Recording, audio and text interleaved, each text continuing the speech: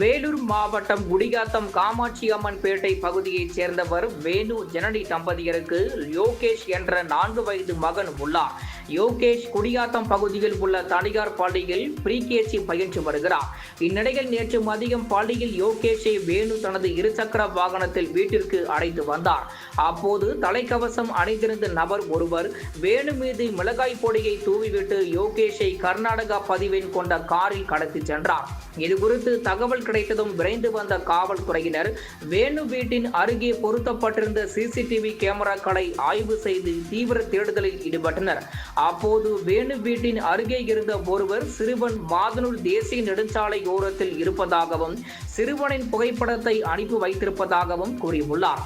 அந்த புகைப்படத்தில் இருப்பது கடத்தப்பட்ட சிறுவன் யோகேஷ் என்பது உறுதியானதை அடுத்து காவல்துறையினர் விரைந்து சென்று சிறுவனை மீட்டனர். மேலும் காவல் நிலையத்திற்கு தகவல் தெரிவித்த நபரையும் போலீசார் விசாரணை வளையத்திற்குள் கொண்டு வந்தனர். அவர் பெயர் பாலாஜி என்பதும் கடத்தப்பட்ட சிறுவன் யோகேஷின் வீட்டிற்கு அருகே வசித்து வருவதும் பணம் தேவைக்காக விக்னேஷ் என்ற நபர் உதவியுடன் சிறுவனை கடத்தியதும் விசாரணையில் அம்பலமானது. இதனையடுத்து பாலாஜி, விக்னேஷ் ஆகிய இருவரையும் போலீசார் கைது செய்தனர். இச்சம்பவம் அப்பகுதியில் பெரும் பரபரப்பை ஏற்படுத்தியுள்ளது.